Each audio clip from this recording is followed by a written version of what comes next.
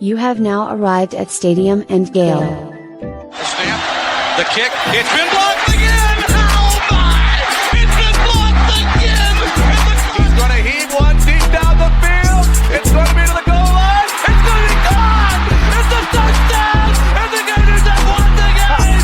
Tyreek Cleveland! Oh my! I can't believe what I just saw! Dropping back to throw, pops and fires the ball over the middle. It's got a touchdown! Norrick's got a touchdown! Oh my! Norrick's got a touchdown! Hands it off to Harvin. He comes back. Say goodbye. Ahmad Black, in his final game as a Gator, takes it all the way home and sends Urban out a winner. You have now arrived at Stadium and Gale.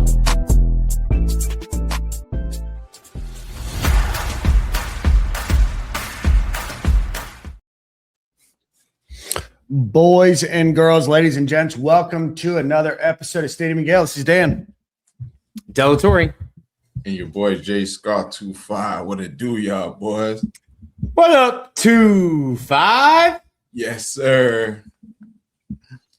Good evening, everybody. As you could tell, a different voice introducing the show today. Corey will be joining us later, but I guess that should lead us to a quick announcement. We can talk about weekends and everything else. Starting next week through the duration of the football season, we are going to go live on Sunday night, probably around 6:30. I know that that's dinner time. I know that that's NFL time, all of that. That's the time that works for us. We're just making some modifications to the schedule just for the football season. So that will start next week. So Monday nights, for the first time in 7.5 years, will be open for Stadium and Gale. So the show will drop on Monday mornings now instead of Tuesday morning for the foreseeable future. And we're excited to have you. But how's everybody's weekend? I had a pretty solid one. I went to Orlando and went to Epic Universe. Found a pretty good deal on the hotels and decided just to take a little trip and get a little vacation in before the kids go back to school. But it was fun.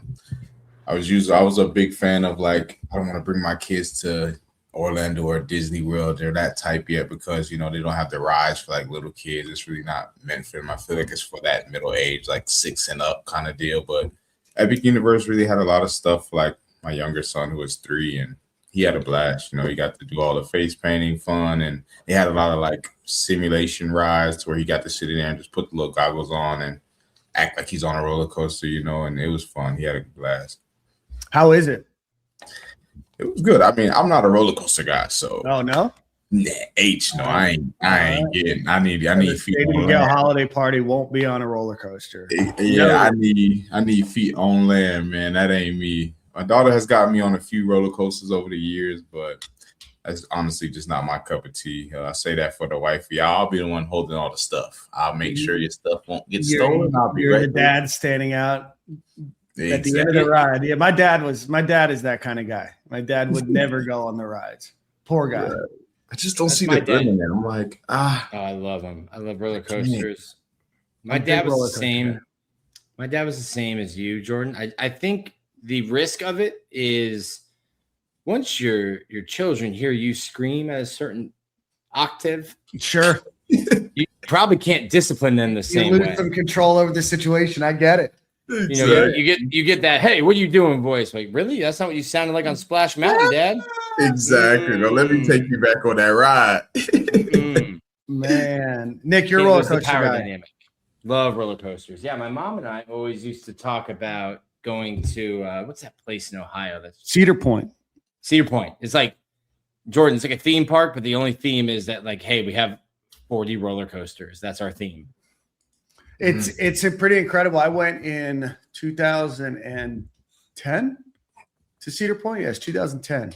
Pretty cool spot. I haven't been on a lot of roller coasters recently. I will say I went to Busch Gardens a couple years ago. That's the first time I've been on a roller coaster in, I don't know, probably 10 years. They hit a little bit different as you get a little bit older. I understand maybe why some dads, maybe beyond the screaming part, it jostles you a little bit more. But I was always a big roller coaster guy. But Jordan, sounds like you had a good weekend, man. Always fun to create memories. Nick, how was yours? Good. We have Nana Papa are here, so we had help. At football practice Saturday. And then I'll be at scrimmage Saturday. Dude, I'm like, now it's almost like, Jordan, I'm finally like I'm at so much stuff now that they let me go to like write about and report on. I feel like I'm in camp. Like I'm at practice at 7:30. Without getting hit, of course, without having hours, probably staying. Well, listen. When you're standing between field 1 and field 2, you are live. That is true. And just because I've got great hips, great feet, and get out of the way, great instincts, all SEC sideline stander, I could get hit. I'm just not. Sneaky fast. Quicker than I am fast. You do have the quickness of a cheetah and the agility of a cat. Coach's son, Jim Rat. I can see that. Definitely the last one in and most assuredly the first one out type of guy. Last one in, first one out. Absolutely. But like, so like the football staff is going to have all of the coaches who have won an SEC or a national championship speak to the football team. So like tomorrow night, back in the building at 7:00. Jordan, I'm in camp. Yeah, you definitely getting in that time. I'm with you when you're right. An hour's long, regardless if you hitting or not. It seems like a lot of time that you've been spending over there, Nick. But what a cool experience that you get to get.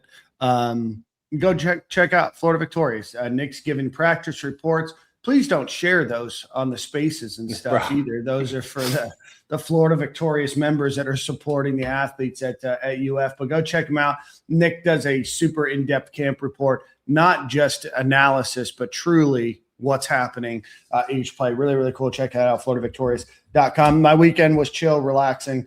Golfed a little bit. I'm playing in the High Top Sports Golf Tournament on Friday, so wanted to get one final round in. Brothers, we were out for a full 18. We were 2 hours and 45 minutes through the front nine, and we said, no, we're not going to keep doing this. So we got a rain check for the second half. Dude, it was bonkers. It was just packed? Yeah, it was packed. It was slow. It's car path only. We've been getting a lot of rain here.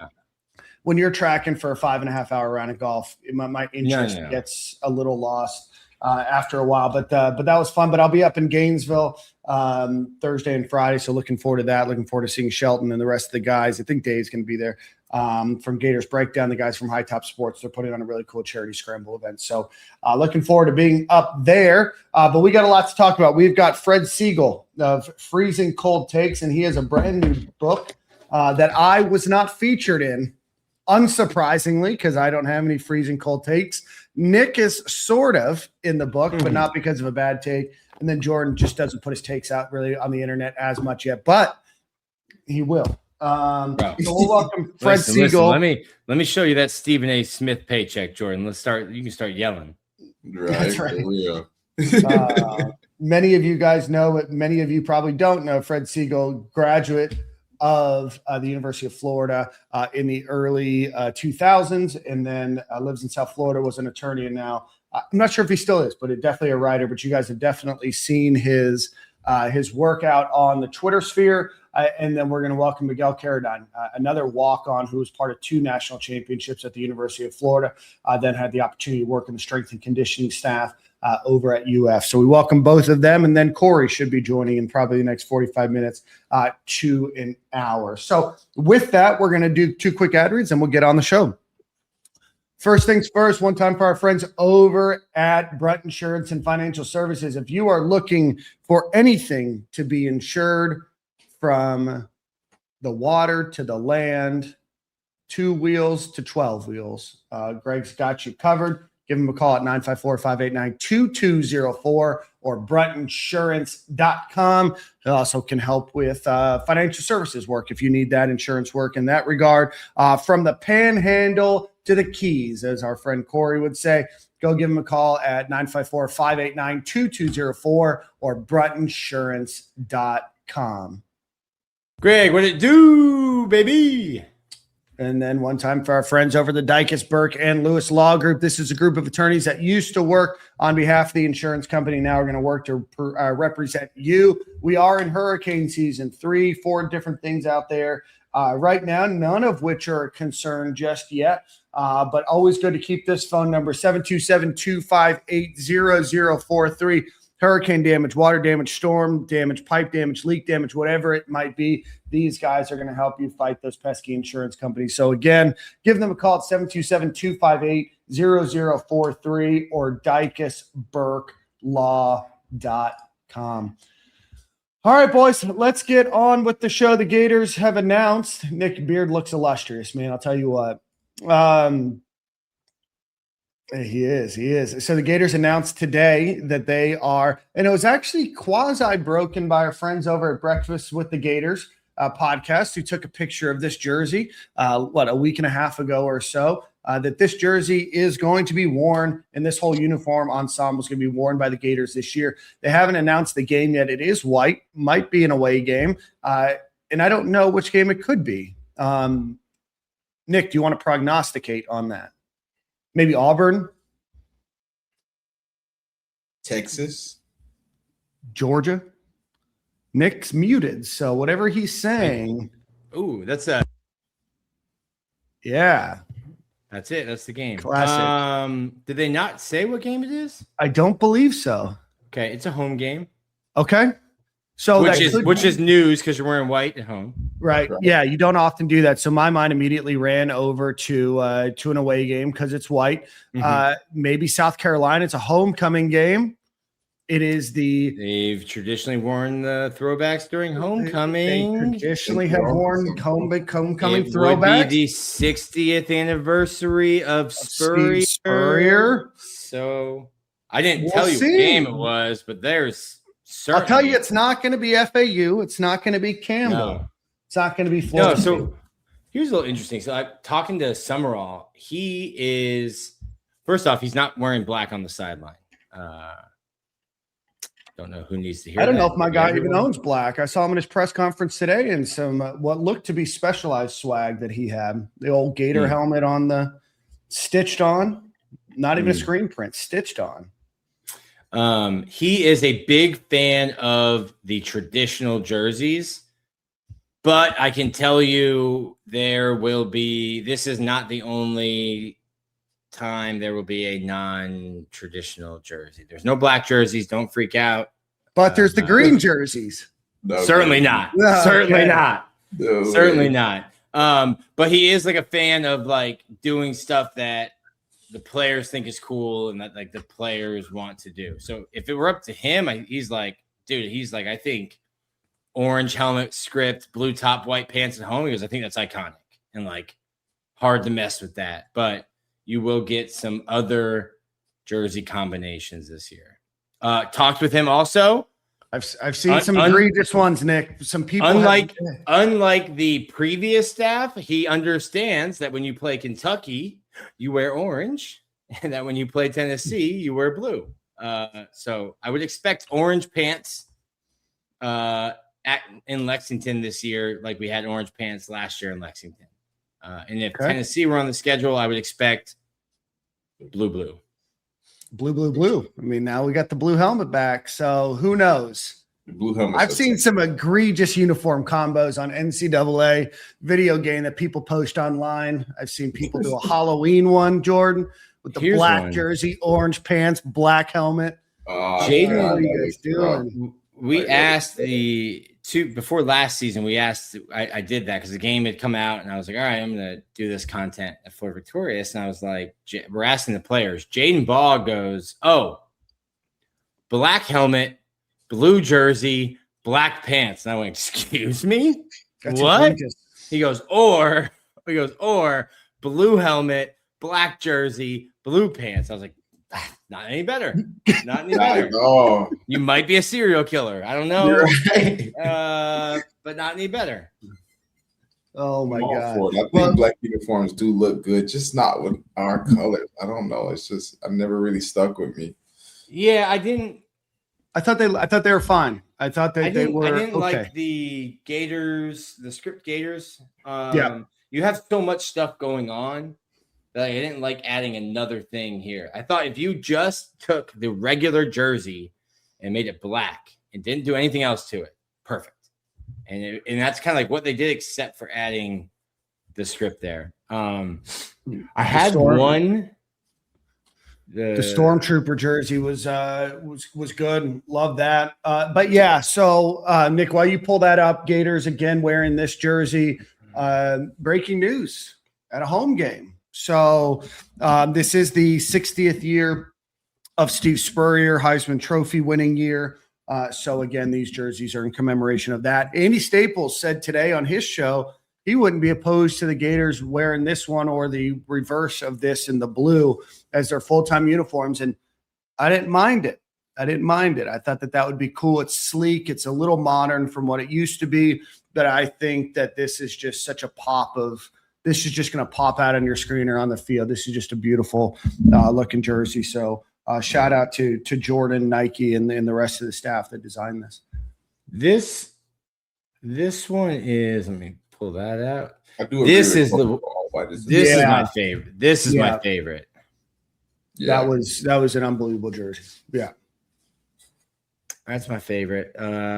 We must have been like this kicking ass that game, or that was pregame because there's nobody behind them.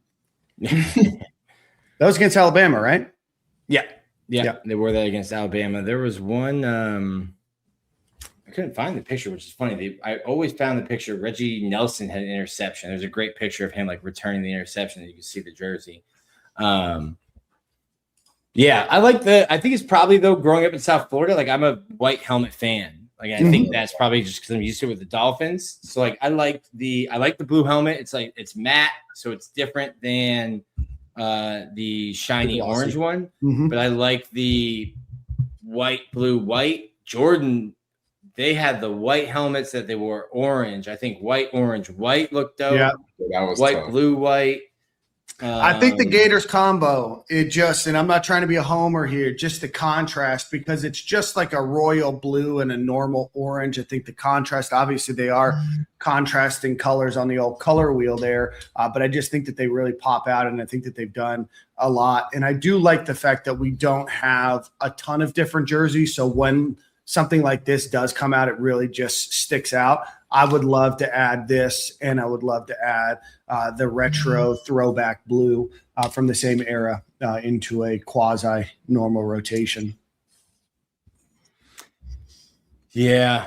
Well, I remember, Dan, I think it was when we were in college, Florida hadn't worn the orange jerseys since the 80s, and it was an Alabama game, one where like Andre DeBose ran the opening kickoff back for a touchdown, and then we got the breaks beat off us after that. But yeah, because we hadn't really worn them since Emmitt Smith, because that's what we used to wear all the time. Yeah, that was the like regular orange was the normal home. But yeah, so those jerseys will be a home game this year. You heard it first on Stadium and Gale. We will be looking forward to that announcement coming soon. While we wait for Fred Siegel to join, Jon Sumrall again spoke today. A pretty good press conference. I would go ahead and listen to it. I've watched a lot of press conferences since this show started 7 years ago, just to make sure I'm always staying in tune with the conversation. And often I get bored. I think Jon does a really good job of communicating. I think he's pretty funny, but I think he also does a really good job of setting the stage and telling stories and bringing back parts of his history and being able to be a little bit more relatable beyond just to the media, but to a fan that is watching. So I found today's press conference to be super enjoyable. On the offensive line, we did talk about the offensive line on this show a couple of weeks ago. He mentioned that TJ Shanahan is taking first-team reps at right tackle along with Bryce Lovett. Najee Harris is – No, TJ Shanahan's not at right tackle at all. Right guard. Oh, my apologies. I read this wrong. Right guard. TJ Shanahan and Bryce Lovett at right guard. Najee Harris is solidified left guard, and center Harrison Moore. Left tackle is up to Emeka Ojori, Egan Boyer, and then on TJ Dyson, Fletcher Westphal are also contenders to be at that left tackle or right tackle spot with Caden Jones and Bryce Levitt on the right-hand side. Fletcher Westphal still coming back from an injury, but nothing new for what we reported just a couple weeks ago on this show. When you've seen them all flash, all of them at their best are more than good enough. And then he talked a lot about them just being consistent and not just having one or two good plays or only being good in run compared to pass, but really putting it all together. But it does seem like some things might start to be coming together on the offensive line. Again, we'll see, but he did seem to have a slightly different tone when he talked about the offensive line today. Again, Fletcher Westphal is back practicing, missed last year with a wrist injury. I know last week when we had Landon Tengwall on the show, he mentioned that he was a big fan of Fletcher Westphal and what he saw on tape from 2 seasons ago. He has lost 22 pounds this summer, has lost 33 pounds and is down to 309 pounds. So talked to him about being athletic, but now it's just a matter of getting back. You just, when you have a wrist injury and you can't practice, there's just getting that dust off of getting your dust out of you. So all in all, a lot of good things there on the offensive line. Corey, it's funny. There was kind of a question that Graham asked, somewhat related to what Corey said. He had a really good answer on quarterbacks and how both of them. There was a comment made about how they're helping each other in the QB room, and they're trying to advance the room as a whole. And I think the question was, well, is that what you want out of your room, or do you want to see them fight and compete? And I think Jon Sumrall's answer was, I don't want somebody to win the job because the other guy got worse. I want you to win the job because you're going to make the room better and you're going to help the others around you become better. I thought it was a pretty well thought out answer from him. But Nick, were you able to catch any of it or read through much of today?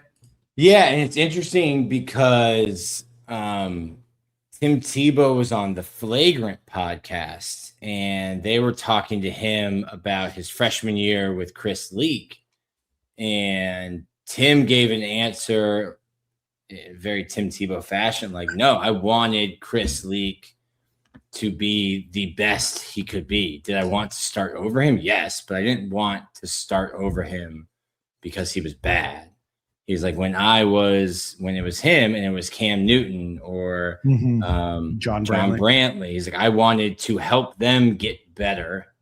I still wanted to start over them, but I wasn't sitting on the sideline thinking, man, I hope Chris Leak throws an interception to Brandon Seiler right now because I might get more reps because of that. So, I mean, Jordon can speak to that too. Quarterback is probably a little bit different than running back because, like, running back, no quarterback's tapping their helmet and going like, hey, coach, gotta come out. Anthony Richardson tapped his helmet in the NFL.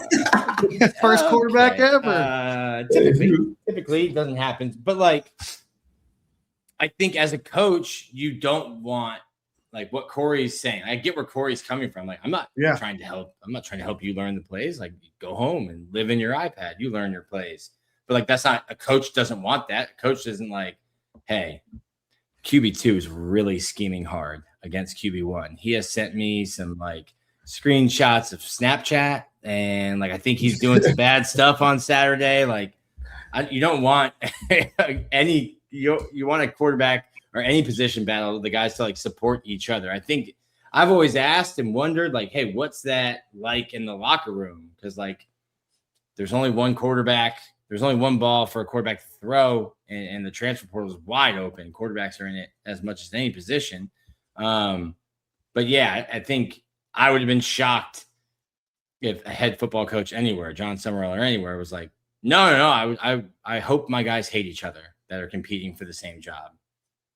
Yeah, I completely agree with that take, honestly. Even from my experience, I feel like obviously I didn't start my whole time at UF. I even, like, shared my entire starting career, essentially. Like, we would go drive for drive and stuff like that, but I never really wanted us to do – I never wanted to do that was in to do bad, because I just feel like as a player and as a real competitor, if you are a real competitor, you don't want like a pity star, or you don't want like a pity get in just because somebody got hurt or like somebody's stinking it up out there. Like, I want to play because you know I'm the best guy for the job, and that gives you more confidence going into the game, knowing that like you earned it. So that's how I always took from it. And like, I was one of the guys in the room that kind of would help dudes out if they needed help.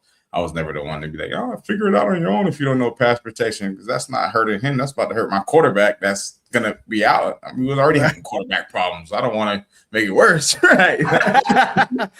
So that's how I kind of felt about it. And I mean, yeah, that's just how I take it, man. I think if you're a real competitor, you're not wishing bad or hoping for him to stink it up for you to play, man. You want to earn it because you know you're the guy for the job. Yeah, that's kind of what Tebow was saying. It was like, and you know, we joke about it too, especially the people who don't have to play. Like, oh man, I would hate to see the opponent's starting quarterback not be eligible to play on Saturday. Like a real competitor would be like, no, like let him play. Like let John Mateer be playing great when he comes into Gainesville, and let's beat him at his best. Me, former Division III athlete, if he like slept in and the team bus left him in Norman, like, okay, cool. Like, I'm also not playing.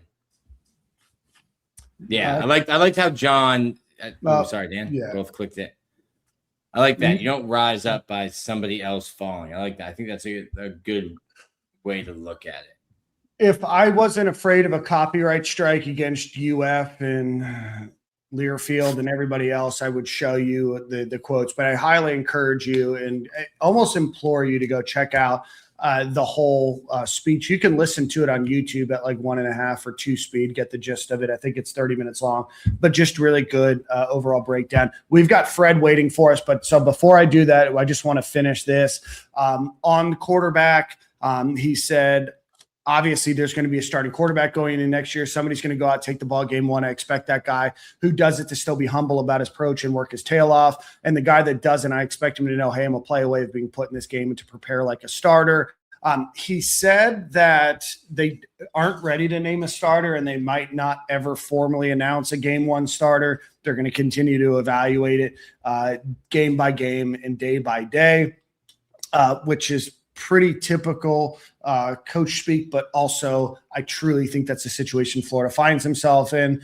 They will be in pants tomorrow to get their legs acclimated, and then they'll be hitting each other the practice after that. So they're in the thud phase tomorrow. Oh, okay. Well, they're full pads tomorrow. First day of full pads tomorrow. Ooh, it's gonna get chippy. I think you're reading it as today. So like today they were in shoulder pads. No, he said yesterday was an off day, so Sunday back at it today. We're going to go again tomorrow. Wednesday's going to be a walkthrough non-practice day. Yep. Thursday's going to be physical again, and then he said something about thud. Tuesday and Thursday are full pads. Yeah, I think Saturday, tomorrow's going to be a thud practice. We're not going to tackle tomorrow, but we'll be in full gear to get our full body acclimated. Sunday, you're going to put the gear. Saturday, pardon me, they're going to put the gear on. They're going to tackle a lot. So again, semantics. The fans don't really care. But Jordan, they were only in shells today, and they went to a goal line, an extended goal line period. It's already happening. We were on the ground. On the ground. You know that it's impossible for that not to happen. Shells is almost like full pads for, because in practice you're really not cutting anybody anyway. So just putting on some knee pads is changing what? Basically nothing. If you ask me. I was going to ask you, Jordan, about leg acclimatization, but Fred Segal's here, and that's going to be a little bit more fun to talk about. But before we do that, I want to give a shout out to our friends over at Game Time Sidekicks. Go visit Game Time Sidekicks. One of these really cool cups that Jordan's got, Nick's got. I've got a lot of you have bought them. That's why they continue to support the show. Great time to go buy one. It's a great cup to drive to a Gator game with, or go to a tailgate with, or go to a kid's Little League game, whatever it might be. GameTimeSidekicks.com, promo code Stadium15 at checkout will get you 15% off of your order. Going to keep your hot drinks hot and your cold drinks cold. I've told you guys, I have left a cup with ice in it throughout the entire day at a parking garage, at work, and there's still ice in it 9-10 hours later. So go check out GameTimeSidekicks.com, promo code Stadium15. And with that, we welcome somebody that I'm excited to welcome on the show, but also a little worried about what that could mean for the topic of conversation today. He is the author of Freezing Cold Takes, an NFL edition and now a college football edition, an incomplete history of the game's most inaccurate statements and predictions, UF grad, and also somebody who used to live in beautiful Coral Springs, Florida. Fred Segal to the show. Fred, how are you? Hey guys, I'm excited to be on Stadium and Gale. I've been watching you guys post about this show for years. I haven't really watched because I don't really listen to podcasts, but I don't blame you, man. Well, I appreciate it. You're a busy guy. Fred, we're going to get into some cold takes. I'm not featured in the book, so no cold takes for me. Nick is quasi-featured in the book, but Fred, I know everybody knows who you are, but talk to us a little bit about the origin story of Freezing Cold Takes, because you've been doing this for what, 10, 11 years now? Yeah, probably 11 years, 10 and a half maybe. Okay. Yeah, so, I mean, what happened was it wasn't something I planned on. I was just using Twitter just like everybody else. Uh-oh.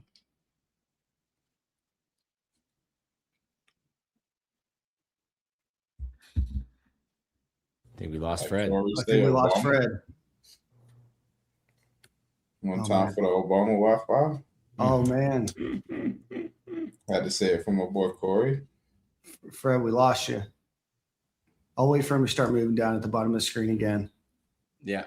Nick, have you been featured? You've been featured prominently on Freezing Cold Takes before. I know I have recently. So I wonder how many of them are my takes versus because a lot of my tweets were just, and how I'm featured in the book is just like quoting from a press conference. Yeah. So a lot of the times that I've gotten an old takes exposed and noticed it, I think it. There you are. Good. No, I think most of the time that Fred's, yeah, right. I think most of the time is. I was just saying, Fred. Dan, how the internet's all. You know how the internet takes forever after the power goes out. Now I'm on my phone. And no, you're good. We hear you loud and very clear. First show at this new house, Fred. I totally get it. We were just asking if Nick's ever been featured on, but we'll go back to the story. Talk to us a little bit about how the idea came about. Well, what happened is that I was just using the internet, Twitter, just looking at all these, and this is like 2015 or so, and the reporters would post something, and I'd say, that's wrong. That turned out to be wrong. I would remember it. I would kind of remember what they said. And then one time, one of these guys, these reporters, I don't remember who it was, would say, just like I predicted yesterday, and then go back to their thing that they predicted. And I was just like, come on, this guy just got 3 wrong. And I remember from the past 3 weeks. So I was like, well, if they're going to do that, then I'm going to make an account where I just post what they got wrong. And that's what happened. And then I just did it. And then within a month, everybody knew about it. And, big magazines were posting about it. And it just got really big. After a month, it wasn't planned at all. How strange was that for you? Because I even me, as a writer, I think when I got to Florida, I had 3,000 followers, but you steadily kind of grow throughout the years. But just to go from using Twitter 11 years ago was not the beast that it has become now. But how crazy was that just to one day, all of a sudden your phone, I know you probably had notifications still on. Yeah. At some point, you're just like, what is happening to this phone? Yeah. After a while, you'd see, at some point, you see just a bunch of people following it, 100 people following it at one point, the feed. And I knew that someone mentioned me on the radio, but I didn't know who it was. But one time, Sports Illustrated, and that's when Sports Illustrated was important, they posted about it constantly for a day. One of the guys from Sports Illustrated, and then it just went up from 1,000 to 30,000 in a day. So that was really kind of where it was, and then everyone started mentioning it. So that's really where it kind of took off. But it didn't take very long Took like a month maybe. And then what was the how do you keep track of that? Because I know that especially early on, I would see something and I would just like, reply at Old Takes Exposed, not even thinking like, I'm probably one of 15,000 mentions he's gotten today on a college football Saturday. Yeah, I get a lot of mentions to the same stuff. So yeah, and it depends on who it is. If someone's, Colin Cowherd posts anything, and I'll get tagged to it 1,000 times instantly. But to keep track, I used to be able to use the search on Twitter very well. It's gotten worse, but it's terrible. Yeah. It's awful now. But it used to be great, and I was probably somebody. And as an attorney, I was using it all the time. So using not search Twitter search, but searching for case law in my cases, and those same search terms were the same search terms you used for the Twitter. So I kind of knew how to do it, and that's where I got the best stuff. But during the games and things, I would kind of look it up, bookmark things during games, or if something turned where a team was winning by a lot of points, and then all of a sudden they lost, you'd kind of look back to see what everybody was saying about that team as they were winning, because everyone overreacts very quickly. And then you moved from just quote tweeting a tweet to now you just do a screenshot of it, so it lives in infamy forever. When did you start doing that, and is it because the search function just wasn't very good? No, well, when I did the quote tweet, I used to have to. I felt like I had to write something above it, and I never really felt like whatever I wrote was kind of like it was kind of corny, because you know how someone wants to post something on Twitter and the post speaks for itself, but they have to write something stupid as the caption. Like, never forget this happened. When you could just post the video. And that happened. You don't have to write "never forget it happened." You have to make something up just to write it yourself. Well, I didn't like that anymore, so I just post a screenshot. Everyone knows what I'm doing, so why even have any commentary above it? No one wants to hear my commentary. That's why I started doing a screenshot. I would have thought that origin story would be a lot of because when you would quote tweet and then someone would delete the tweet that you quoted, then it would just say it would show nothing. And I was like, okay. Yeah. Fred's gotten too many people who are like, oh no, I got caught, delete. And now it's like, nah, buddy, the internet doesn't forget. Right. There's sometimes I used to really post the thing that someone deleted and really make a big deal out of it. I don't think there's as much deletions anymore. But no, I don't think people care. Still do it.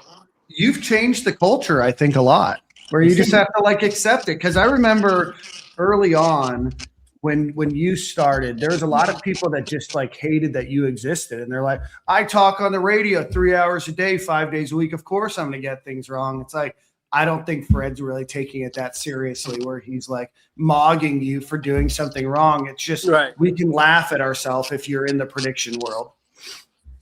Yeah, it started out where I would get a lot of people who would publicly get mad at me but then I would just retweet them. Wouldn't really do much.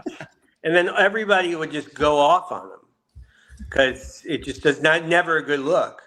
I mean, I think a lot of those people sometimes will move on to the DMs to do that to me. Yeah, I was about to say that was my next question. Have you got any crazy or bad DMs? I don't share my DMs, so I figure that's a safe space for people to get mad at me. Not a lot of times I don't reply, but sometimes I do. And there's some people who I feel bad for. Or I guess they're in a bad way, or if they're getting this mad about it, then something's off. Have you ever been starstruck? You don't need to name names. Have you ever been starstruck at somebody who has reached out through the DMs after being featured prominently on? Oh yeah, yeah. Sometimes, sometimes they'll say, "I like your account," especially if it's someone from TV. You never know, actors from shows I watched in the 90s. Oh, wow. That's the coolest stuff. Probably not even stuff like that. That's the best. Because when you're a little kid, you're watching all these TV shows and you forget about all these people and they just show up on your DMs. That's the coolest. It's even cooler than if someone tagged me, a great quarterback or something tagged me. That's even better. The TV ones are the best. I can imagine, because they're just real people and they're just following along for the fun. I love that. Well, Fred, let's talk a little bit about your book. So this book's coming out in 8 days. Boom. Yeah. No, I think 10.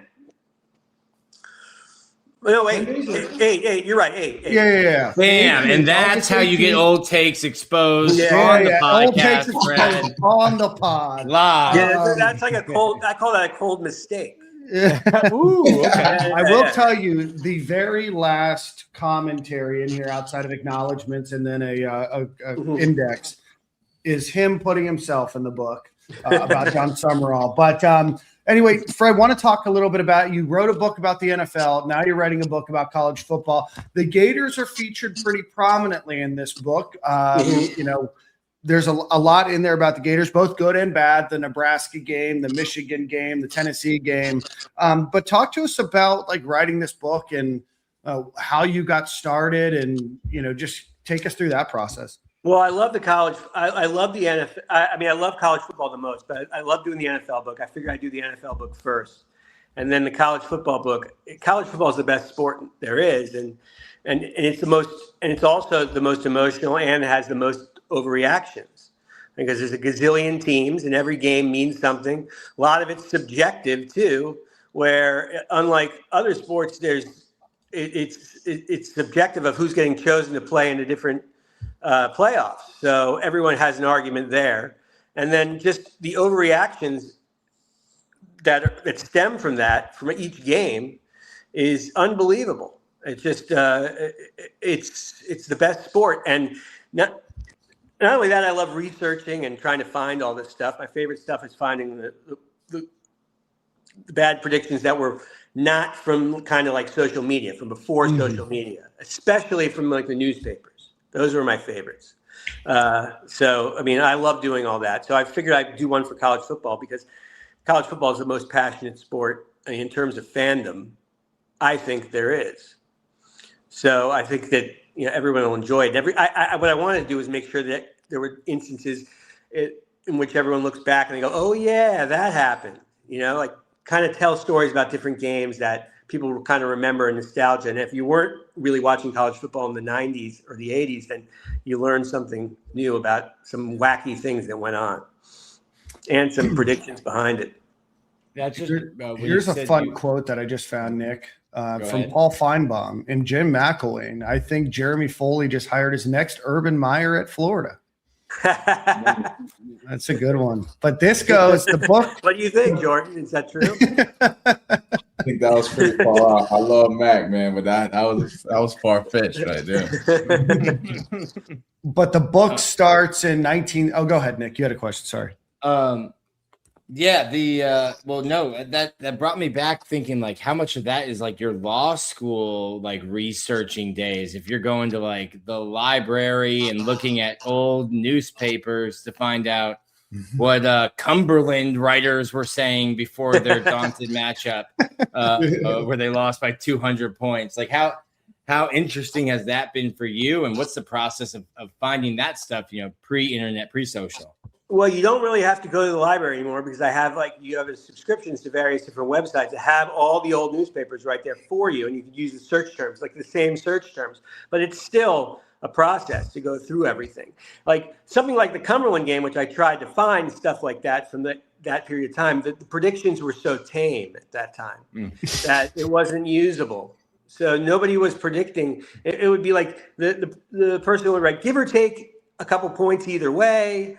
They were very safe and diplomatic on all the predictions. So I couldn't give or take 223 points. Cumberland has a chance. I mean, that game, but even so, like you couldn't say, I don't know.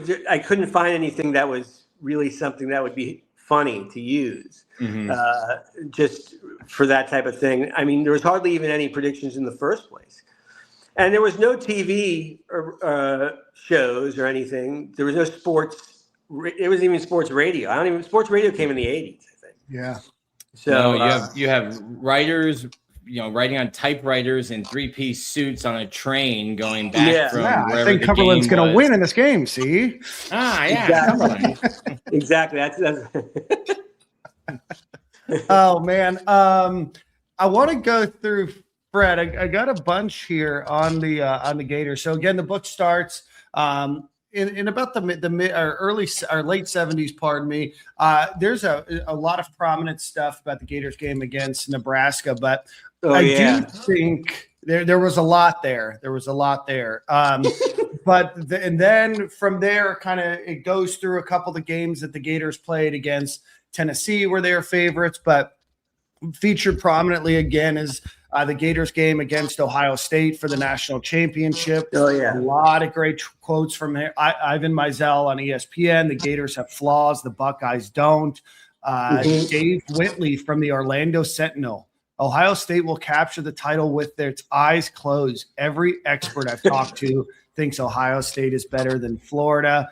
And then let's see, Ray McNulty from the Fort Pierce Tribune. These are our people. These are our backyard people. The Buckeyes are even better than everyone thinks they are, and the Gators aren't as good as they think they are. So, Fred, I want to go over some other stuff. There's some stuff about Jeff Driscoll and other stuff, but how did you decide which ones would be the most freezing cold of these takes? Because I'm sure you had a lot to choose from. Well, it's got to be something that's over the top, not over the top, but you got to say something that's just very bold, and it's got to be very wrong. It can't be just been like that game. It couldn't have been like it's going to be Gators win. I mean, Ohio State wins 21-16.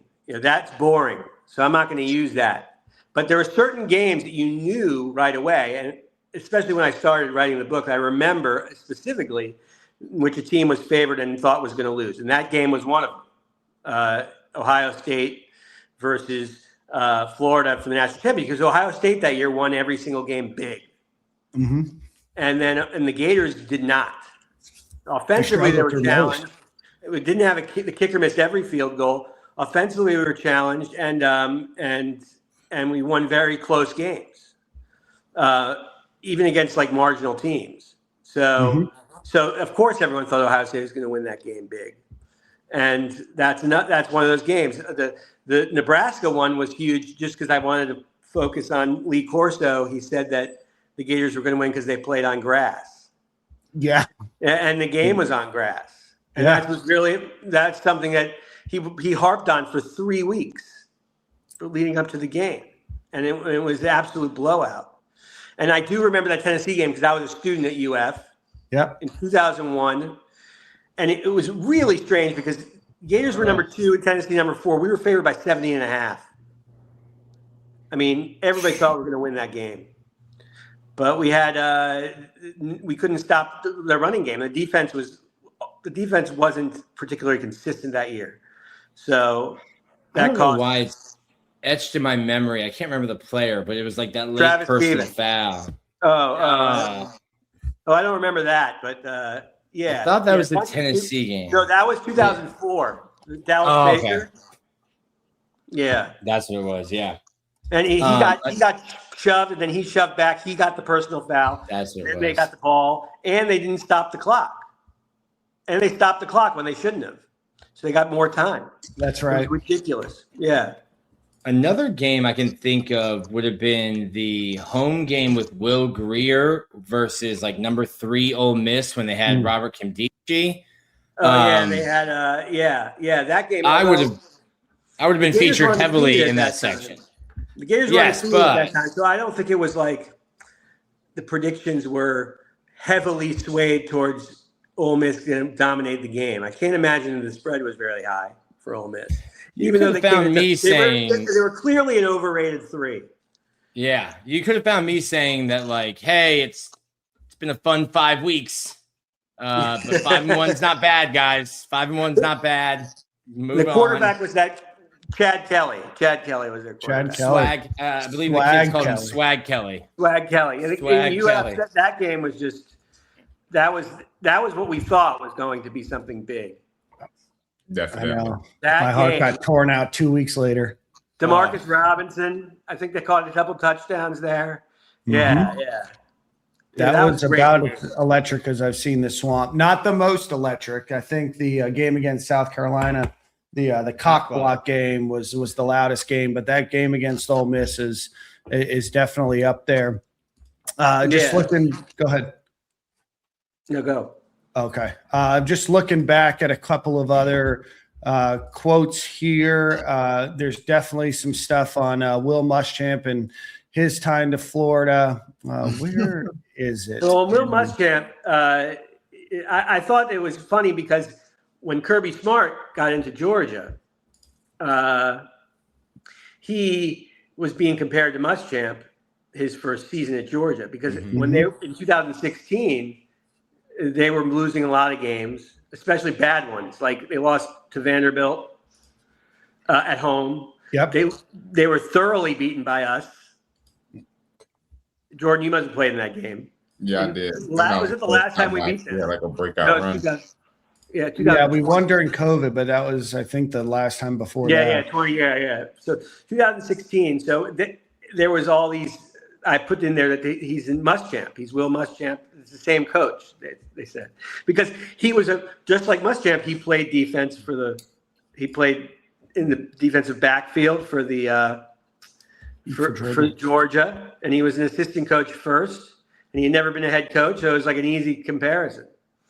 It's the Saban disciple, same position, exactly. Going back home. Yeah. I remember I tweeted a picture of Will Muschamp when he lived in Gainesville. He must have been 17, 18 years old. Great head of hair. Super 80s outfit. Yeah. I got to find that picture somewhere. You could have definitely found me trolling Georgia fans by saying you've gotten your Will Muschamp. Congratulations. Thank you for sparing me. I got again, one of Fred. the writers. I got one of the writers from Florida State with Jimbo. One of the Gator writers. Let me see if I can go find that one. Thomas. Goldcamp. After they lost, I think they lost to the NC in 2012. Florida State lost to NC State. And Goldcamp. That game was epic. That was the fat the kid. guy waving the thing. Yeah. So Goldcamp said that he can't last much longer or something. Yeah, I don't want to overreact, but how many chances is he going to get against an ACC schedule? Exactly, and then he pulled off like a gazillion straight wins, or maybe then they went 34-2. That year.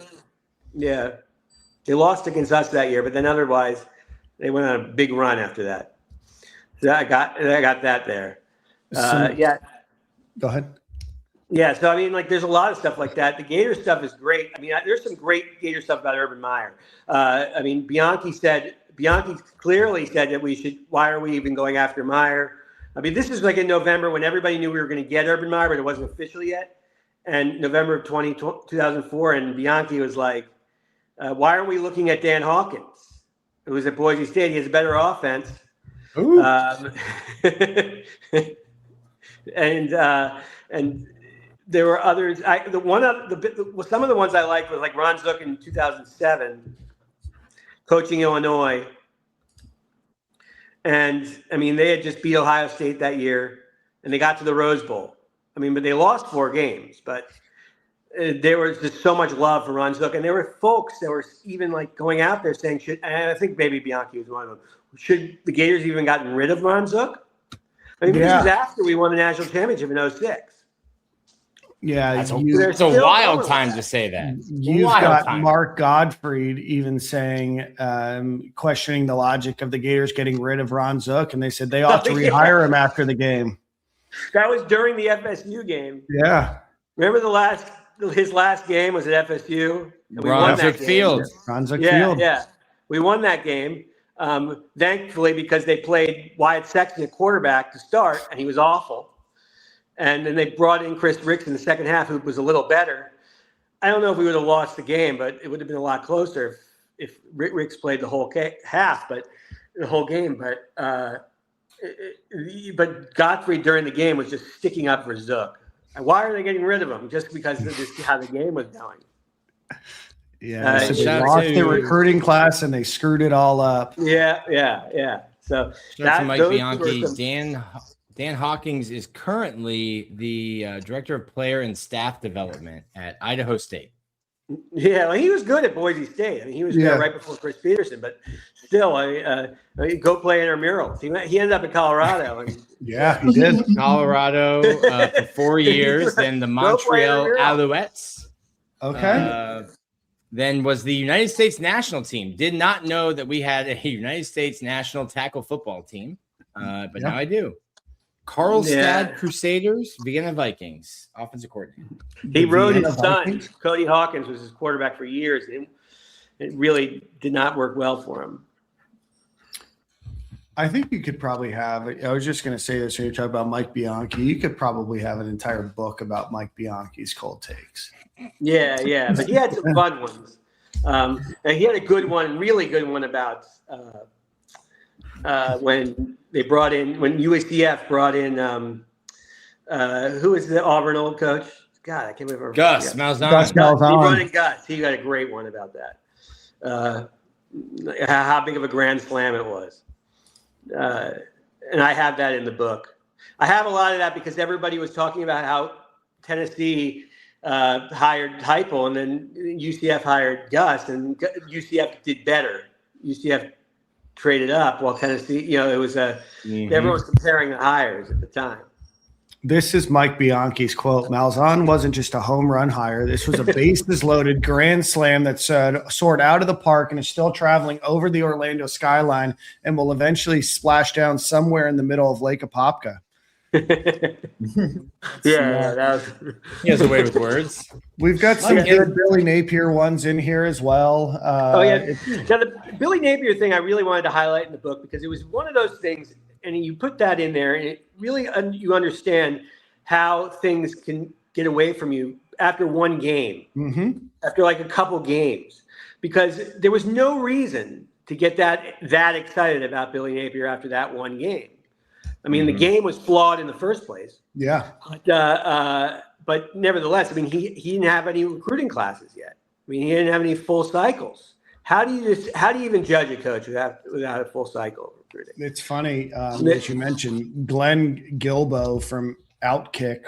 Not something that we often talk about on the show. In one game, Billy Napier has restored relevance to Florida. What a hire! Yeah. and it was clearly that, and that guy blocked me for that.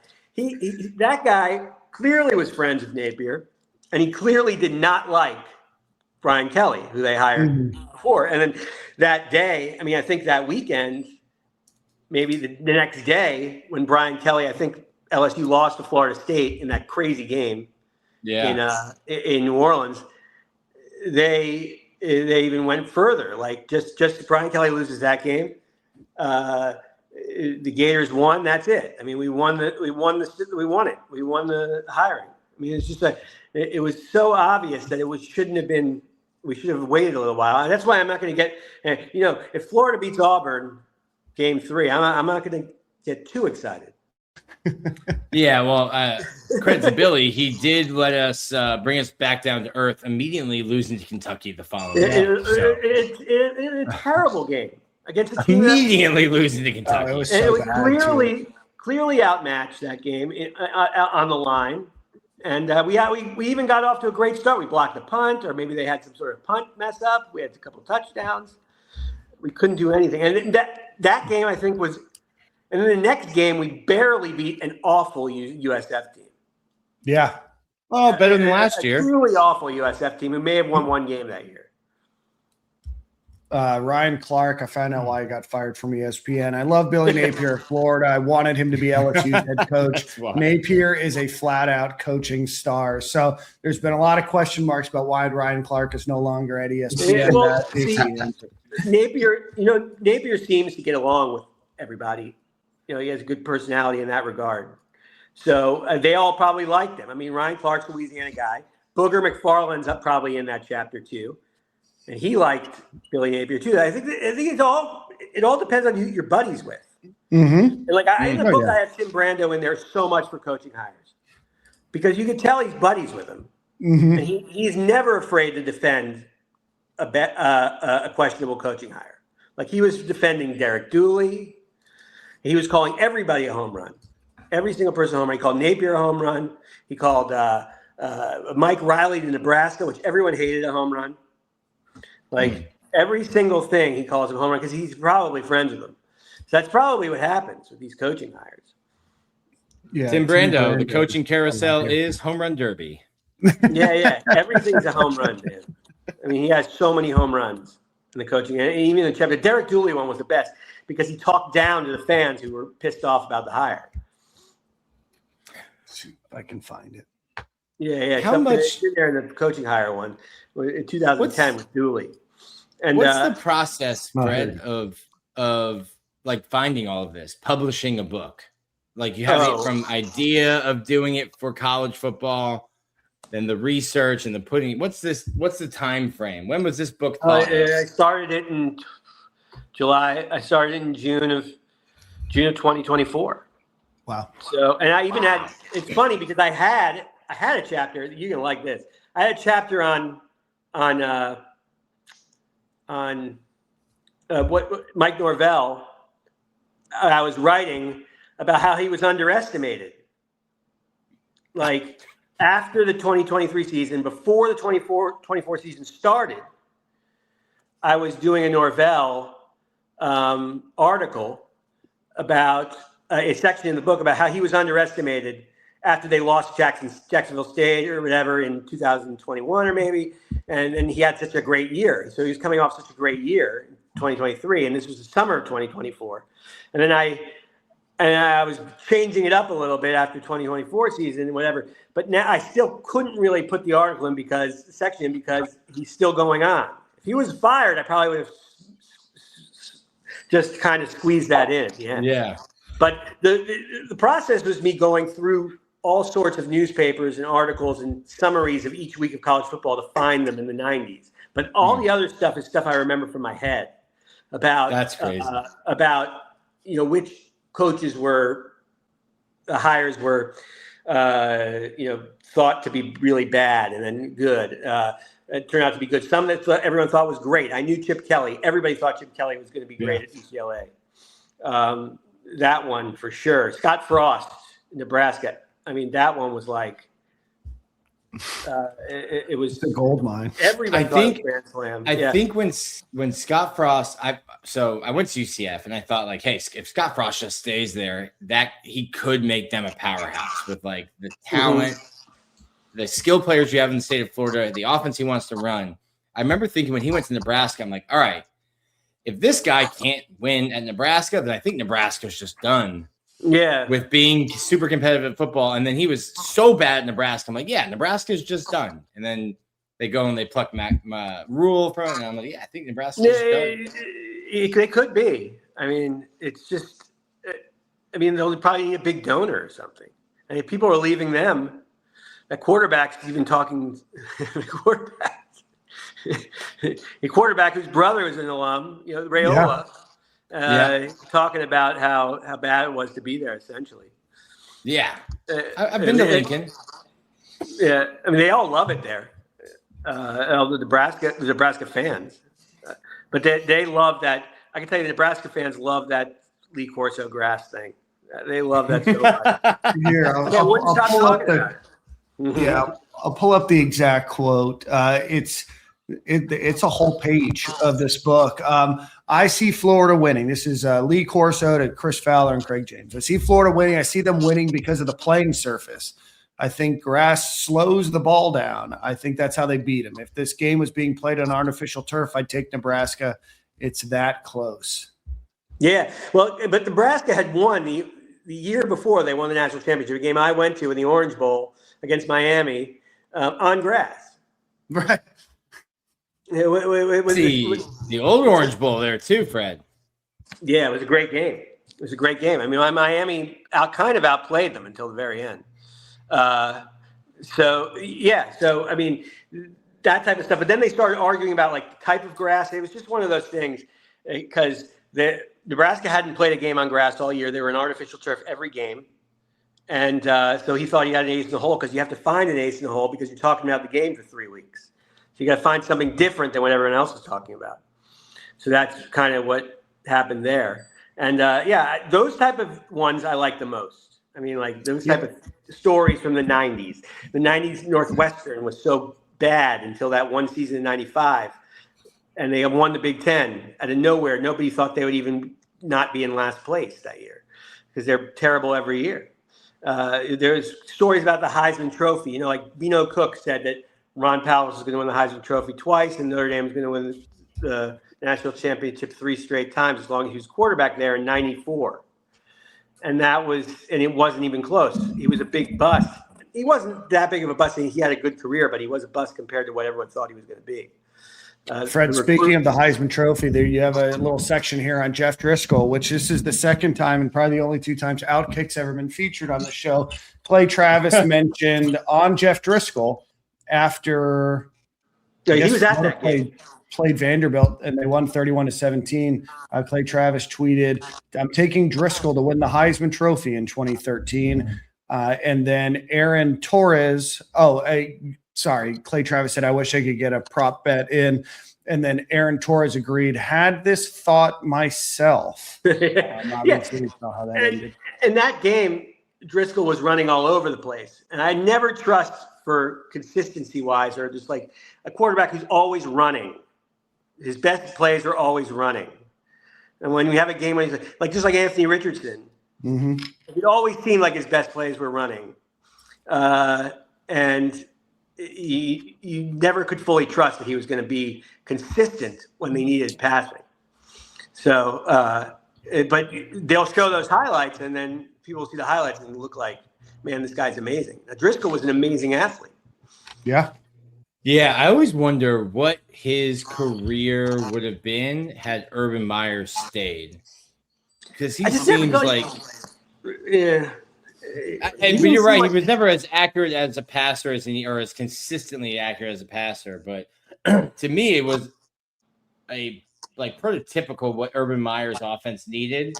And then all of a sudden, you get Muschamp in. He's like, "Hey, we're gonna run 2 tight ends. Can we get a fullback?" And it was like, "You're gonna stand in the pocket. You're gonna throw." And I'm like, "Oh god, yeah." Muschamp's offenses were.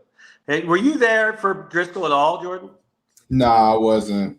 You were there for Greer. He was already part of the. I was Greer and Treon were my first quarterbacks, and then spiral. Driscoll had already been traded to La Tech for Mike White before Jordan. McElwain did not do good with quarterbacks. I mean, it was kind of hard for him. I feel like he was trying to be Alabama so bad and be Mr. Powerhouse football. It was outside zone play action all day long. Oh yeah. Who wouldn't do that? Harris was good at first, but when they kept him in the pocket. Exactly. Like you trying to bring a pro style offense to a quarterback that really never ran pro style his whole career in Little League. So, I mean, I feel like Will Greer was an awesome quarterback, but he was similar like type of quarterback to Treon. Obviously, he could throw a lot better, but I feel like they were trying to put our quarterbacks in a system that they really weren't meant for. And I feel like obviously then the Felipe Franks came where you had the 5-star guy kind of who was your typical prototype for a pro-style offense but we all saw how that went, and it just spiraled more and more from there on, honestly. Yeah, it just didn't work with McElwain. I feel like he thought he was smarter than he was just like Napier. He was stubborn. Yeah. I think just like with all these coaching changes, and I think I said this on the show before, a lot of these coaches inherited a roster from the previous coach and kind of just got the benefit of that. Like when McElwain kind of came into play, he inherited Muschamp's defense, which carried us to the SEC championship. And I guess he got all the recognition for that. But to be honest with you, I think Muschamp could have did the same thing with that same exact team. Probably could have hired a different offensive coordinator and been in the same situation with that defense. So it's all, I think everybody's kind of taking the joy of the last coach's success. Well, perfect. Well, Fred, we're going to let you run.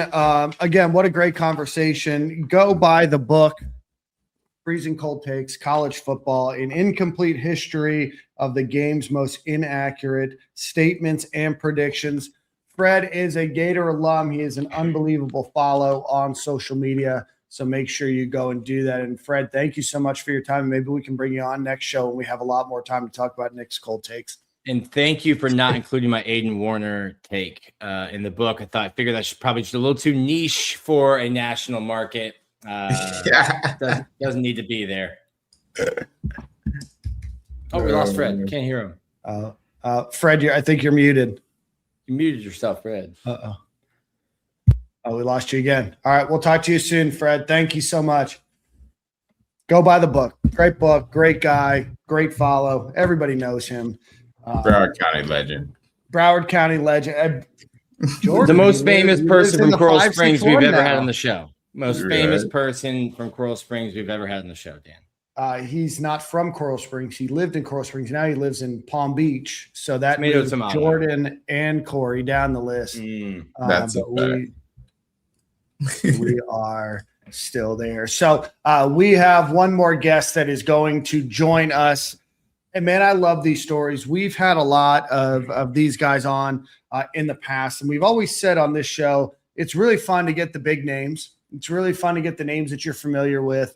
But we always try to tell the full story of being a Gator athlete and being a part of a team. And Miguel Carodine, I knew Miguel a little bit in college, at least familiar with him and friendly with him in college.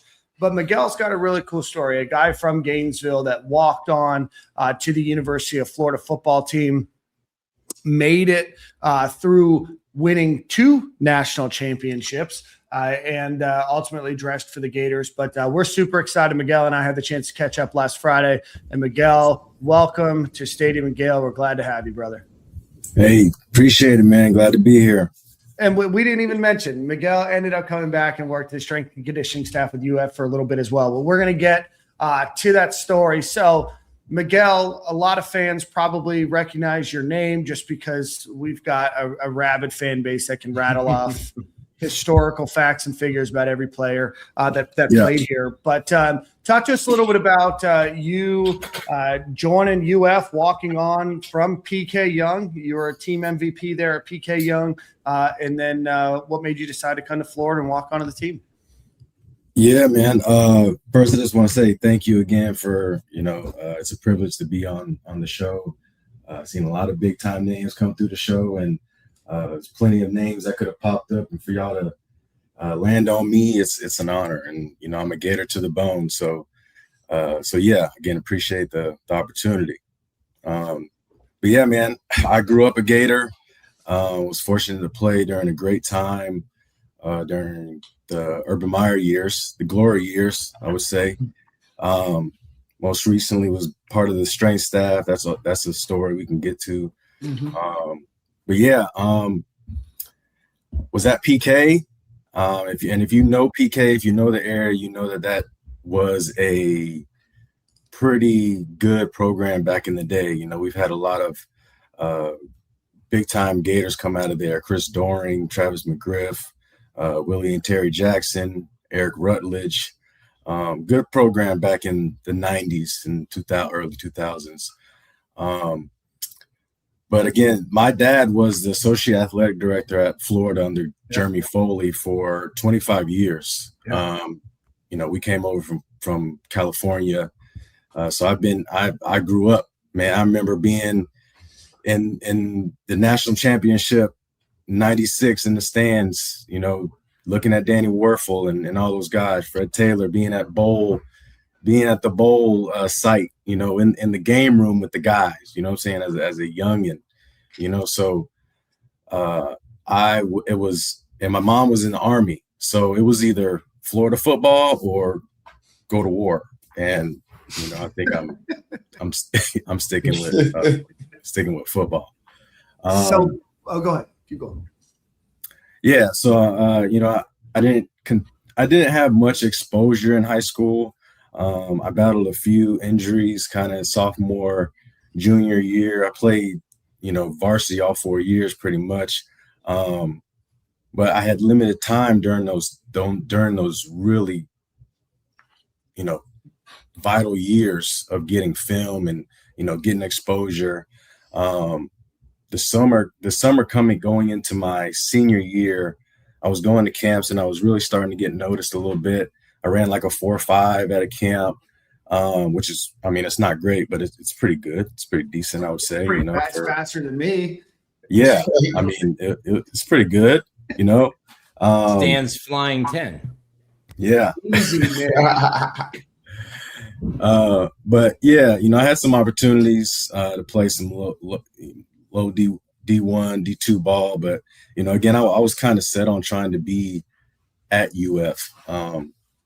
So I went to UF camp, and I balled out. I had a one-hand interception, and I was really getting noticed. And Zach Smith, I don't know if you know this name, but he was GA during Coach Meyer's years, and he had a whole scandal at Ohio State, right? But that's another chapter. I think he's been on the show. Yeah. Yes. Yeah, but he pulled me aside and he asked me what I had going on and who I was, and I remember it was me and Dustin Doe, and if you know Gator football, you know who Dustin Doe is. Great linebacker. They had already offered Dustin Doe, and me and Dustin had played against each other before, so he kind of knew me. But yeah, they were just gathering my information.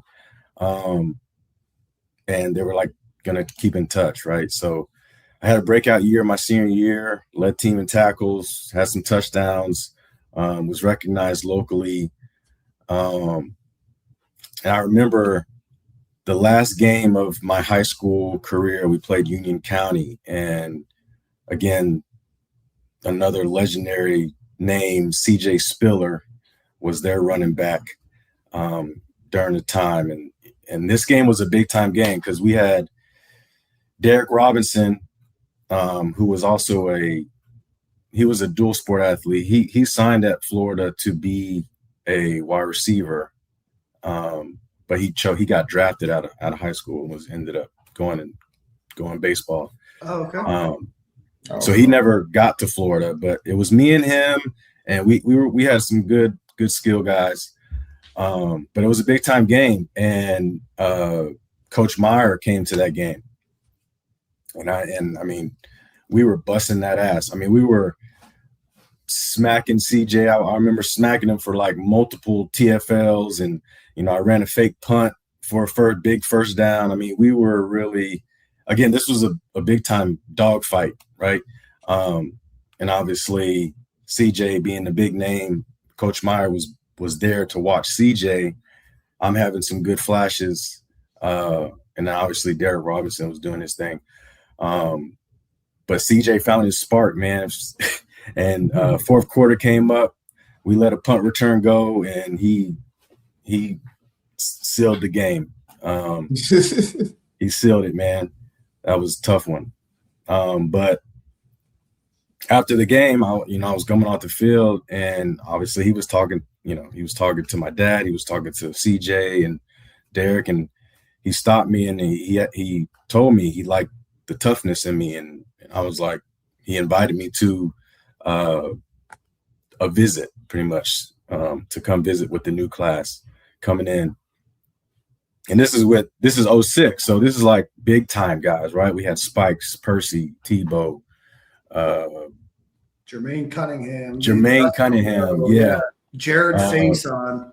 Yes. Oh man, you're bringing it back now. So yeah. On that visit, Coach Doc Holliday brought me in a room, and he offered me a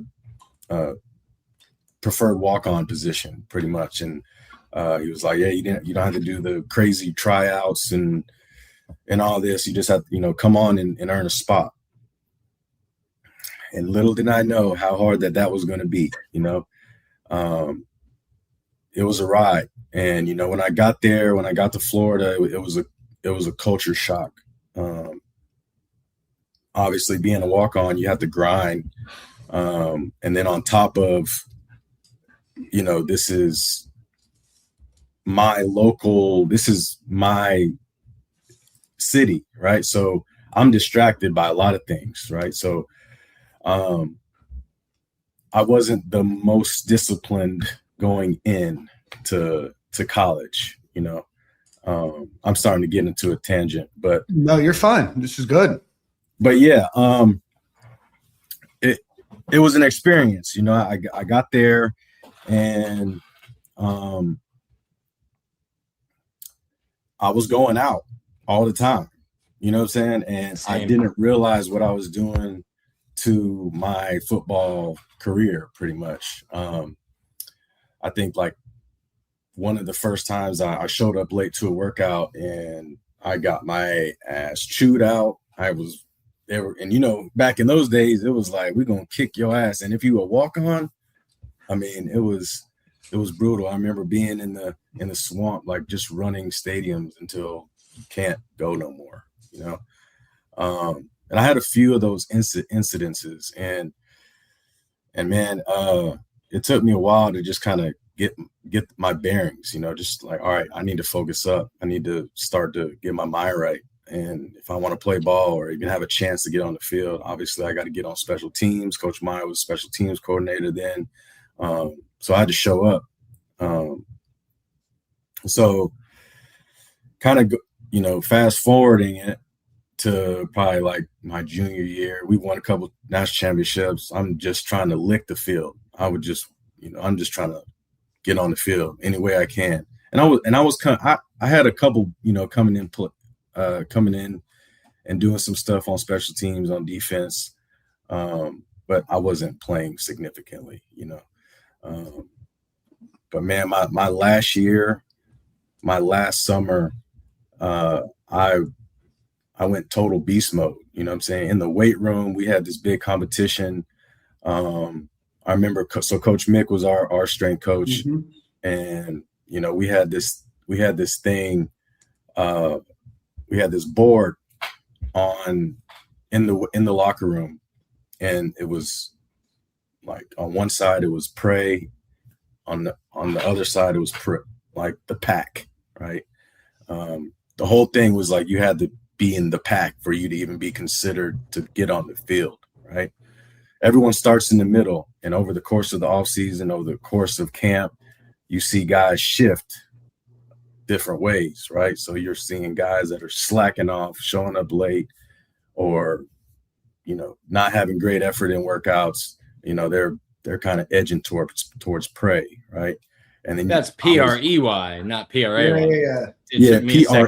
Yeah, like. But also, maybe you should pray for yourself. Yeah, definitely. Freshman Miguel, pray. Yeah, freshman exactly. Miguel out at Midtown, out downtown, sliding to the pray portion. Exactly, man. So yeah. I just grinded, and we like everything was competitive. Everything. Coach Mick is a legend in the field as far as making strength conditioning fun, but also like grind competitive. And, mat drills were hell. Everything that we did was competitive, one-on-one, mano-y-mano. Like you're going to have to face yourself every day, and I think that's probably was a big culprit to our culture and why we won the way we did. But yeah, so I was grinding, right? And then I had like one of the best camps I've ever had. And I was like slated to, I feel like I was slated to start at safety, but this is what probably the most memorable times is DJ Durkin was the special teams coordinator at the time. And he was like the leader of the pack, right? And the whole time is, you're trying to get on the field, right? So you're trying to impress these coaches, you're trying to impress them in the weight room, you're trying to impress them at practice. But yeah, I think like one of the last times we're going into camp, one of the last meetings, he like said something about me, and he was like, this guy's going to start on everything. And he's the first member of the pack. Right. And so that was like a big deal for me, just trying to get on the field, and earn the respect of my teammates. Really. That was, I say, my pinnacle of being at Florida. That's awesome, man. Miguel, want to go all the way back there at the beginning of your time. So I know you get on campus, you walk on. You said you probably weren't fully bought in, but still at practice and everything else. Outside of just probably the commitment time, the discipline, and just kind of the nature of how intense it is, what was your first welcome to college football moment? Was it going against a running back in the hole? Was it, getting burned on a go route? What was it that was your welcome to college football moment? Yeah. Well, the game is definitely faster. Mm-hmm. I'll tell you that. It's definitely faster. It's tougher. You're playing against guys that are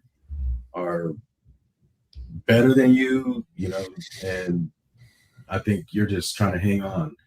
I think my first experience was probably like my first practice in pads.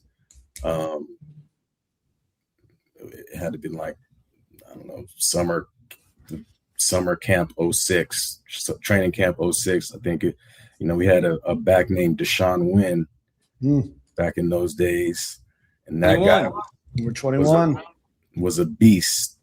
And again, I didn't know how to practice, right? Like I didn't know, like in high school, it was always just, hey, go tackle that guy. When in college, you're like, there's stud, there's, tag off tempo, there's, don't even hit the guy, right? So I'm just playing ball. Like I'm just out there running around, I'm hitting guys. And I think, it was like a run play, and it was like maybe a tag off tempo play or something. I just didn't get the memo really, but I ran and I was going to go and just tag off on Deshaun, right? But he decided to just run me over. And I was like, oh, okay, that's how we doing it. I was like, all right. But yeah, that was probably like my welcome to like football in college moment, besides all the hard ass workouts and all the conditioning, like when it come to ball, like that was my, like, your fresh meat. All right, I'm going to run your ass over because you've been out here not following the rules pretty much, So yeah. So if you had one, I know you obviously had a lot of great moments at your time at the University of Florida, but if you had to pick maybe just one game that stands out to you the most, which one would that be? What would be, I'm sorry, say that again. I know you had a lot of the good glory days of your time at Florida. I was saying if you had to pick one game that stood out to you the most, which one would that be? One game. Now, that's hard, Jordan. Right. It is hard because, obviously the most cliche answer, you won championships and all that. I mean, obviously the championships were awesome, right? The championships were an experience, bucket list. Like, not a lot of people get that opportunity. For sure. But, I mean, and everyone in the building contributes to the championship, right? Like, that's what they say, everyone gets a ring, right? But ultimately, man, it's the guys on the field who's fighting, right? Yeah. Who's fighting, who's out there doing it. And, I as a competitor, I felt like I had more to contribute to not being able to play, right? And I didn't get that opportunity during those championship years. Obviously, I did my thing a couple times on special teams, and but yeah, I would say the game that stands out the most is my senior year, Ohio of Miami, Miami of Ohio. Sorry, that was my first game back, and I was starting on all special teams. This was like my coming out moment. Right. Coming out. This is my year. I'm gonna start every game. I'm going to do my thing. And I was playing great, doing my assignments on special teams. And then the last quarter, I got hurt. And I know that's kind of like not a good thing, but it was very memorable for me. You know what I'm saying? Like, that's one of the things that like I had worked so hard up to that moment to get to where I was, to show Gator Nation and my coaches and my teammates that I can play and I can contribute to our success. And then for my knee to buckle while I'm blocking a guy on kickoff return, like what? Like right. Feel like all your hard work just went to trash. Yeah. So that had me real down bad. And I didn't come back till Florida State game, which is the last game. Yeah. Thanksgiving. You know what I mean? Last game, bowl game. And so that game, it was a great moment at first, and then it just ended bad, Yeah, definitely. I can see how that was being most memorable for sure. What about a good locker room memory? I don't know if you can get too explicit or anything like that, but you was in there with the boys. Miguel, we often ask who had the best hands on the team, and we're not talking about who's on side kick cover or receiver. I can definitely tell that. I mean, Derek Harvey. Oh, that's a new name. That guy was a nut job. I mean, on the field, he was a maniac. And I mean, there's been plenty of times where he's just popping off. I mean, at a bowl site, I'm sure he like choked up one guy in the elevator. You know what I'm saying? Oh. Like teammate, not just a guy. You know what I'm saying? But yeah, D Harv definitely had some moments in the locker room where it's gotten pretty censored, but yeah. What were those Valentine's Day workouts, massacres like for you? Were they different because you were a walk-on, or was everybody just in hell for? Oh yeah, it's everybody, man. Everybody. You walk to the locker room and you got rose petals in the locker room, or down the hall to the weight room, and you're looking at posters on the wall of literal massacres, and you're like, what is about to happen? You know what I'm saying? It's hell, man. You go in there and you don't know what to expect. Strength staff is on a whole nother level. A whole lot of yelling and whistle blowing, and then they're just telling you what to do, and you ain't got no choice but to do it and do it at a high level and just push. I think one of the main things that we did was like leg press to failure. You know what I'm saying?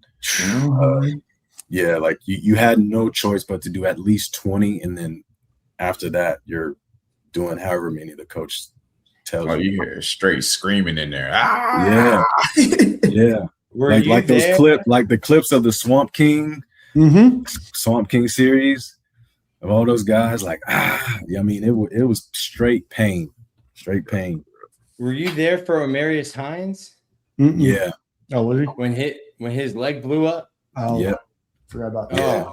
He came like my senior year or something. Yeah, I think it's your senior year. Yeah, there was a story about his like quad blowing up during one of those workouts on the leg press. Yeah. There's been a couple of injuries on that leg press. Can't imagine. Miguel, I want to wrap here in the next 15 minutes or next 5-10 minutes or so. Talk to us a little bit. So I want to hear a little bit about your journey after college, because you've got a cool story. You graduated from UF, and then what? Yeah, so after college, I went and played indoor football in Kentucky in the IFL for a little bit, which was a different type of game, different experience. But that was fun for a year. I was able to go and play, right? Just go. I want to go play, man. I still want to play. But I was always interested in the body and athletic development. And I kind of knew I wanted to be a strength coach or some kind of coach. And obviously Coach Mick had kind of helped guide that light in me. Without the developmental process, I wouldn't have gotten the opportunities I was able to receive. I was a late bloomer athletically. I think actually right now I'm the strongest and more explosive. If I knew what I knew now, you know what I'm saying? I would have been a different player. But anyways. Youth is wasted on the young. Yeah, exactly. But training and the mentality, it made me the man and the player that I am, or was. And I was always interested in it. And so when I was done playing, I came back to Florida and I did an internship with Muschamp, and Coach Jeff Dillman was the head strength guy. Jesse Ackerman, who is actually back on staff now. Yeah, Jesse's back. Just learning under them, and building the foundation, learning the ropes of strength conditioning. And that was a great opportunity, great experience. And then I went and did another internship, and I went to USF, and that was with Coach Strong, who was my defensive coordinator.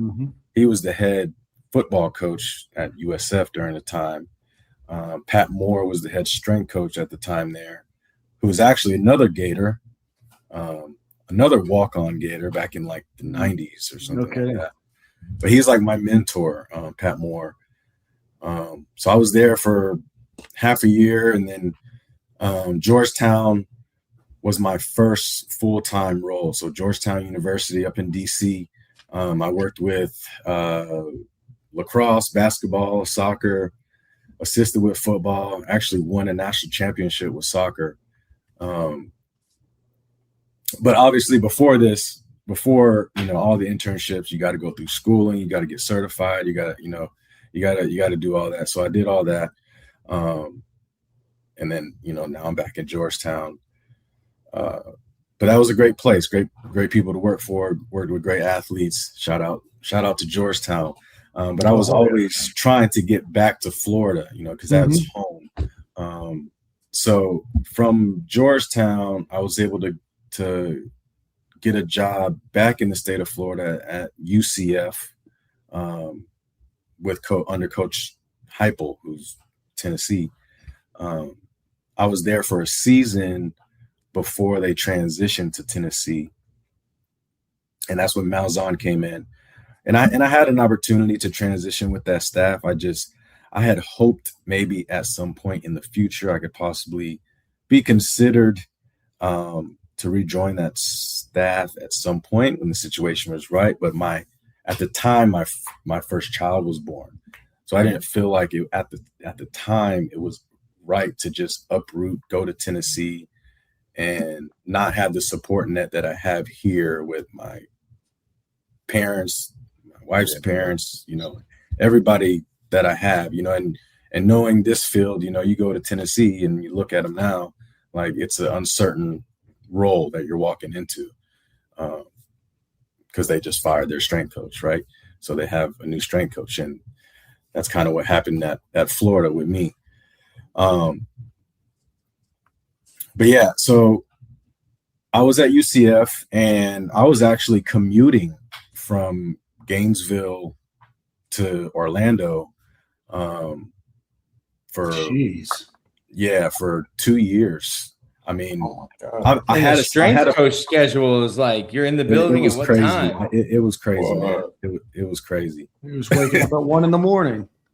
No, seriously, 2:45 to be exact. 2:45 to make a 5 o'clock meeting. We got lifts all day. You there? I did have a place to stay there, but obviously, when my son was born, I was trying to be here for her, for my wife and my kid, and that's why trying to get back to UF was so imperative for me, just to not have that commute. And that's a dangerous thing to be doing anyway. Right? Yeah. So yeah, I was fortunate to be retained by Gus Malzahn and staff when they came in, and working for him and that staff was great. I was actually on the staff when we beat Florida in the Gasparilla Bowl. That was 2021, which was a crazy experience. You know, it was my first time rooting against the Gators, right? And at that time, they had just announced Napier as the head coach. So I was like, all right, this is my time to try to snag a position, you know, or try to transition with this new staff coming in. And I knew that they would have most of their staff coming over with them from UL. So I was just hoping to find a spot I could get in and grow within the organization. So I took an entry-level job in the strength department, was able to elevate a little bit during that time before they started calling for his head. And so I guess he was prompted to start making some changes in the 2023 season. And that's when he made a change at the head strength conditioning spot, who was my boss's job, who was Mark Hockey. Mm-hmm. He was demoted. And that's when Craig Fitzgerald came in. Mm-hmm. And for a minute or two. He was only here for like a month. Yeah. 37 seconds. Yeah. Fitz was a strength He was coach. commuting from Boston, and he decided he didn't want to do that anymore. Yeah, man. That whole situation. But yeah, my position ended up being dissolved, and you know, they had this big exodus. They fired another strength coach, couple position coaches, nutritionists. I mean, it was like, all right, everyone else but him, you know. And I'm not ragging on Napier. I have my own opinions about him. But yeah, it was a shitstorm. But yeah, man, it was definitely a personal blow to me to get kind of just like cut from my alma mater. I really took it hard, and I still feel like I'm kind of recovering from it. I felt casted out, you know. I was embarrassed, and you know, it was a bad deal. But you know, I had to look in the mirror, you know what I'm saying? Because you know, I had to evaluate, you know, maybe I didn't create the value in my role for them to keep me, right? Or did I do a good job? What could I have done better? You know what I'm saying? So regardless how it trickles down, I have to learn from that situation, you know. And as a professional, as a man, I think I'm moving forward, right? My approach has been that I'm human. You know, I'm human. I make mistakes. I'm going to go through adversity. But how do I respond to that? I can't lose clarity or confidence based on what happened. You know, just like football, you know what I'm saying? Next play mentality. Yeah. You know what I mean? Like, I know I'm a good coach. I put a lot of time into my education and experience and my playing experience and the system that I've built. You know I have value, and I know what I can bring to any organization on any level, right? Like, I'm in high school level right now, and I'm grinding my ass off, you know what I'm saying? And like, maybe one day I get back to college. Maybe I'm fortunate to go to the league, you know, and continue to coach up there. But I'm going to develop these kids, and that's the main thing that I want to do, is just, you know, pour into kids and hopefully give them the opportunity that I was given at some point to play college ball, you know. So yeah. Miguel, you have an unbelievable story, man, and I think it's one worth listening to. And you got thousands of people listening right now for your story, and you're going to have tens of thousands more that are going to listen over the next few days, man. But we're going to let you run. It was a hell of a show. We're going to bring you back on, and we're going to talk some more Gator sports and all that other kind of stuff the next time we bring you on. We do like a prediction show on Fridays during the football season. We'd love to get you back on and talk a little bit more about the Gators and what you see, because I think you still keep pretty good tabs on it. I'm sure we've only scratched the surface on stories that you have. But man, It was a pleasure to have you on today, man, and certainly best of luck with everything you've got going on in the future. Hey, pleasure. Thank you again. It was Absolutely, my friend. awesome. It was great. It was great seeing you, Miguel. We'll talk to you soon, my Appreciate friend. you, Miguel. Definitely this season. Yes, sir. Awesome. Have a good Thanks, one. brother. Appreciate you, brother. Take care. You too. Great interview. 2 great back-to-back interviews there. Miguel Carodine, really, really cool story. And then obviously Fred Segal with freezing cold takes. And then, guys, to wrap up the show, we didn't get the chance to talk linebackers, and we got to. Could this be the best linebacker group we've had in a decade? That's how I entice the fans to listen to the show today. What do you guys think? I think You've got some proven players. Yeah, I'm about to say, I Miles think Graham, we're you got Jaden Robinson, Aaron Childs. You got some newcomers in there. What do you guys think? Yeah, I think we're pretty darn close. You know, I mean, Darn. Hold on. darn. I said it. Pretty darn First off, close. Jordan played with, to steal his word, some pretty darn good linebacking rooms. I'm with you when you're right. I did go against some dogs every day, but I guess I'm more of saying with the linebacker position has changed over the past few years. Well, you can't hit anymore in football. Exactly. So we had to adapt with that new rule. You know what I'm saying? So we got dudes flying around there now with the same weight as running backs. And I'm not talking a power back. I'm talking more of a scat back. But they flying around and they making plays. And I think for the type of linebackers that we got in this day and age, I think we have the perfect set for that. We got some dudes who can thump, and we got some dudes that can run, and that's what you kind of need, man. You need dudes who can kind of fly around and just be a ball hawk and attack football, whether it's on a running game or in the air. Yeah, and with that jack position too, you've kind of added another person there that wasn't as popular as it was, Jordan, even when you were there. But let's go back, 12, 13, 14 years ago. You didn't have as many stand-up guys there. Nick, sorry I interrupted you. No, you're good. I guess you have that whole edge room. That yeah, for sure. The way football in general has changed, just to favor passing. You all of a sudden you create a new position. You're like, hey, if we're favoring passing, we need to go hit the other guy's passer. Right. I think the biggest thing for me is the leadership in that room is solid with Miles and Aaron Childs. Those are 2 alphas in that room. Jaden Robinson, they call him Unk, but like he's that glue guy. Still a good player. You got Ty Jackson in that room. Miles Johnson is like a former walk-on, but he's also running like nearly 22 miles an hour at 240 pounds. Miles Johnson, scholarship player. Was he scholarship? Sorry. My bad. Sorry, Miles. No, also, I think he was not a highly regarded Florida Victorious athlete, Miles Johnson. Yeah. So one of my guys. I think my biggest worry. He was the number 11 linebacker in his class. So we were both right. I lied. I mean, I was right that he was a scholarship. Yeah. Anyway, go ahead. Shout out to Florida Victorious athlete Miles Johnson. My one concern with that room, because I think you have a lot of depth. I think you've, like Jordan said, you've got some guys who can run sideline to sideline. I think, and I don't know how much it would happen because your base is nickel now. It reminds me of like the Dolphins, and Dan, you guys both get this. The Dolphins, when you had receivers and you were like, oh, shoot, we're playing the Jets, and the Jets have a tight end who can run and catch. Like, I don't know that Florida has a linebacker that you're like, okay, cool. We're coming in.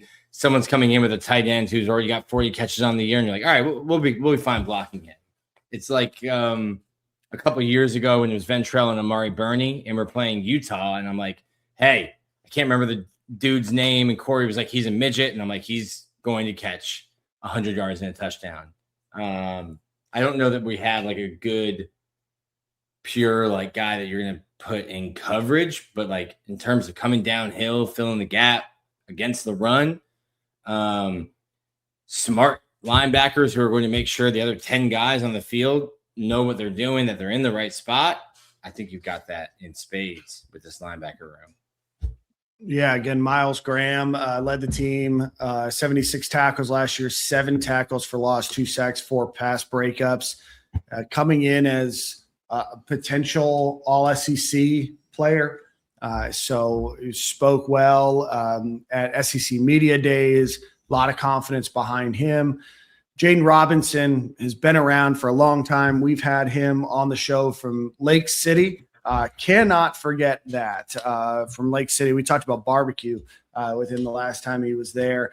I know there's a lot of people very close to me rooting for Jaden Robinson. 105 career tackles, 7.5 tackles for loss, 5.5 sacks. I like him a lot more than I think maybe the internet does in terms of hyping him up. I think he has a big breakout year, and I think getting him back this year was huge for this team. And then obviously Aaron Childs, previously the number 8 running or linebacker in his group, his recruiting class, top 100 overall.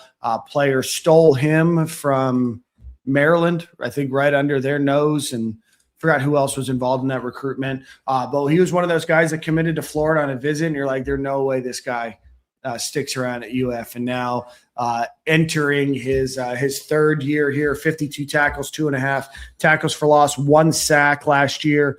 Probably the athleticism that you're looking for when you think of that alien freak type of linebacker there. So 178 combined tackles, 13.5 tackles for loss, returning. Pretty rare in this day and age. TJ Buller, to transfer from UCF, joins that group. I think he's a 5th-year senior walk-on, Thaddeus Bullard's kid. Yep. Malik Morris, a true freshman from Lakeland, enters that room as well. And then, like Nick said, Ty Jackson, Miles Johnson, Matthew Cade, Dylan Lighton, and Evan Jackson are the ones that are also in that group. You do lose Pup Howard. He transferred out after playing a lot more 2 years ago than he did last year. Seemed to be in a bit of a doghouse. Was he hurt? He was hurt, and then people were wondering why he wasn't playing when he came back from being hurt. Anyway, didn't see much out of Pup Howard last year, so not losing a ton of production there. So, again, you've got some proven ability in Miles Graham. You've got what you think can be an ascension of that next potentially great linebacker there in Aaron Childs. And then you fill that room out with a guy like Jaden Robinson, who has a lot of playing time under his belt for first-year linebacker coach at Florida, Greg Gasparotto. Yeah, I think for me, what I'm looking to see with this whole entire group, I feel very confident in our top 3 guys, if you want to say. I'm looking to see, what are the young guys going to do? How much are they going to impact special teams?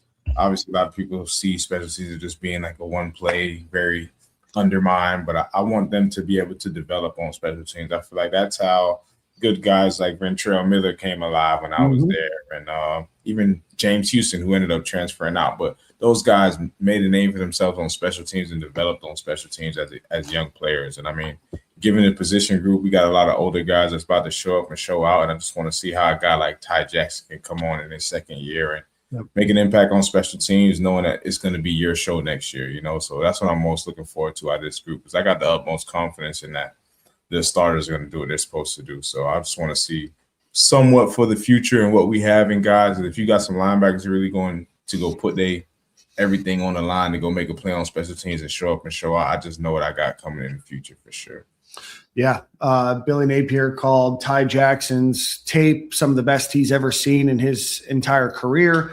But Jordan, you bring up a very real point, not looking too far into the future, but there's a very real chance that Florida is replacing their top 3 linebackers going into the football season next year. Now, there is the transfer portal, but this is an opportunity to develop. Nick, what do you think after those 3, Miles Johnson, Ty Jackson, are probably the next 2 guys that you're going to see? Do you think that there's any guy edging out the other?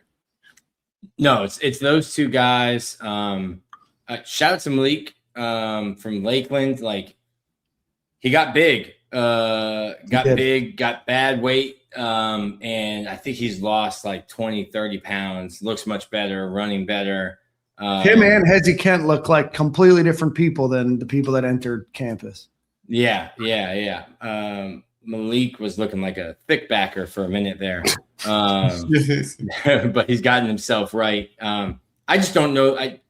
There's really no more red shirts, but like I would almost view this as kind of like a red shirt year. Like there's no harm if you play 6 games, whether it's on special teams or something. But that might be a way too, Jordan, where like, hey, if you're not worried about redshirting because everyone's 5 for 5 now. Yeah. Hey, we don't need to have,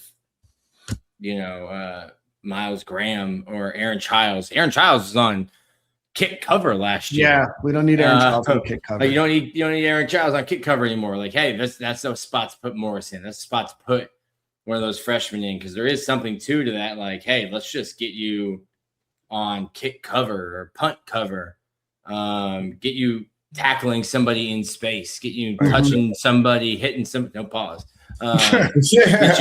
Get you shedding blocks in space and just chasing. I think it also goes to like show the character as well. I think some guys can oftentimes just be like, I'm not starting, I'm not playing, man. I ain't about to be, and they go out there and be half-assing it and running down there, barely trying to go make a play. And then you got some guys who are, excited to make the Swamp go crazy, knowing that, the Swamp go crazy off a big tackle on special teams, punt, it don't matter. You make a play, they make a noise. So just letting them get that feeling early, man, I think is going to be crucial for their development. And also, like you just said, making plays in space and just being able to go out there and show up and show out. Bro, Swamp goes crazy for a touchback when they start throwing their hands up and they run through the end zone. Swamp looks for a reason to yell. You don't have to do much. Awesome. Well, it's a group that I'm excited about. The linebacker room, I think, just brings a ton of depth. Obviously, you got to hope and pray for safety of those guys. But I think that three, in my opinion, is the best group that we've returned in quite some time. If they can live up to the billing that I think that they can. Another year of development, another year of just proving themselves out on the field. But I think between the three of those, you kind of hit three different things out of each of them in terms of the skill set that they provide in that linebacking room.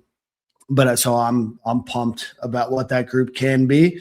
And we're looking forward to seeing it in just a couple weeks. Guys, we're not far away.